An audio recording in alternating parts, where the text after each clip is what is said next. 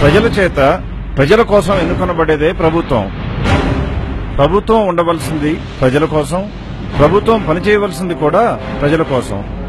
ప్రభుత్వ ఆదాయం అంటే ఏమిటి? ప్రజల వద్ద నుండి వివిధ పన్నుల రూపంలో వసూలు చేసిన మొత్తమే ప్రభుత్వానికి ఆదాయం. ఆ ఆదాయాన్ని ప్రజల సంక్షేమం కోసం ఖర్చు పెట్టడమే ప్రభుత్వ ధ్యేయం మరియు లక్ష్యం. ప్రభుత్వ ఆదాయం ఏ రూపాల్లో వస్తుందో, అది ఎంతవరకు ప్రజలకు చేరుతుందో అనే విషయాలను తెలుసుకోవటానికి మీరు టీ తాగేంత సమయం కేటాయిస్తే చాలు. అగ్గిపెట్టె ధర 50 పైసలు.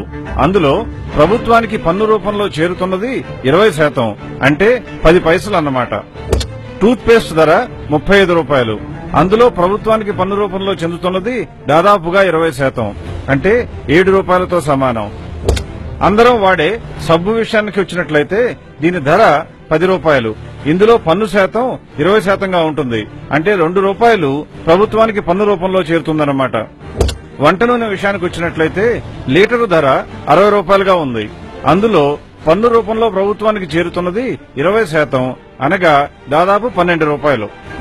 ఆదివారం ఆహ్లాదంగా గడపటానికి బయటకు వెళ్తే మీ మీద విధించేటువంటి వినోద పన్ను దాదాపుగా 70%, అంటే 100 రూపాయలు సినిమా టికెట్కు ఖర్చు చేసినట్లయితే అందులో దాదాపుగా 70 రూపాయలు ప్రభుత్వానికి పన్ను రూపంలో చేరుతుంది.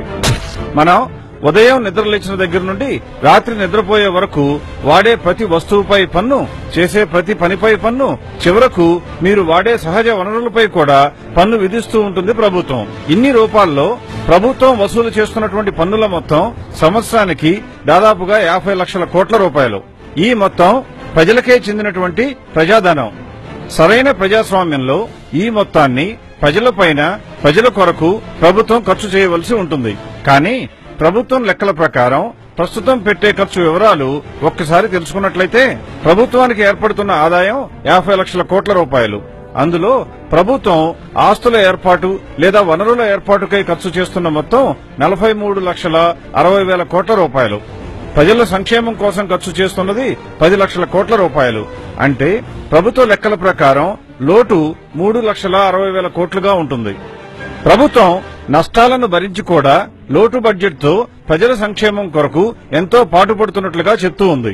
అంటే ప్రభుత్వ లెక్కల ప్రకారం ఒక్కొక్క సంవత్సరానికి సగటున ప్రతి భారతీయ పౌరుడిపై ప్రభుత్వం ఖర్చు చేస్తున్నటువంటి మొత్తం 10,000 రూపాయలు.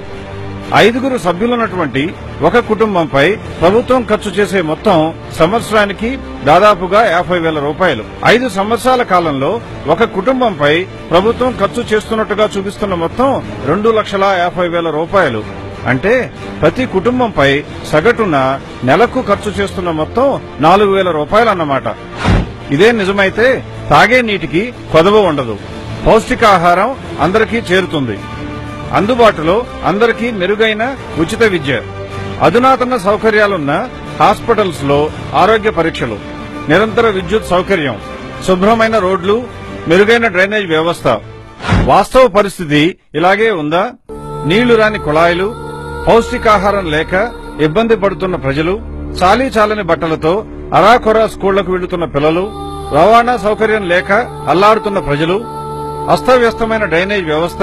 ఎందుకు ఇలా జరుగుతోంది? దీనికి కారణం ఎవరు? సుమారు సంవత్సరానికి 10 లక్షల కోట్ల చొప్పున 5 సంవత్సరాలకు ఖర్చు అయ్యే 50 లక్షల కోట్లతో ప్రతి కుటుంబం ఎంతో మెరుగైన జీవితం గడపాలి. కానీ జరుగుతున్నది దీనికి భిన్నంగా ఉంది.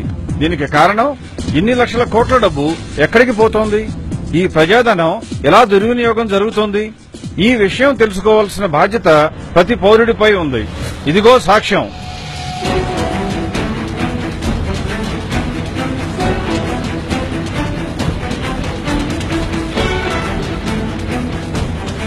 స్విస్ బ్యాంకులో భారతీయ నాయకులు, వాళ్ల అనుచరులు దోచుకుని దాచిన సొమ్ము సుమారు 75 లక్షల కోట్ల రూపాయలు.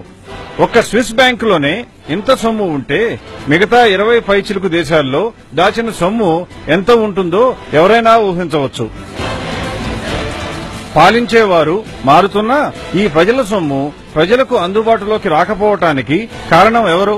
పాలకులు, వాళ్ల అనుచరులు అని ప్రత్యేకంగా చెప్పవలసిన అవసరం లేదు.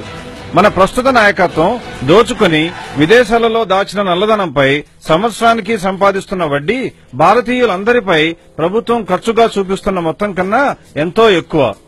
భారతదేశం బేదదేశం కావటానికి కారణం ఈ నాయకత్వం. ఇకనైనా మేల్కొనండి. ఒక్క నోటు కోసం ఆశపడి మీకు చెందవలసిన 2,50,000 రూపాయల సంక్షేమ నిధిని అవినీతి పరులకు ధారాదత్తం చేయటం ఎంతవరకు సమంజసం? రండి, కదలి రండి, కళ్లు తెరవండి. ఈ అవినీతి రాజకీయాలకు పాతరేద్దాం, కొత్త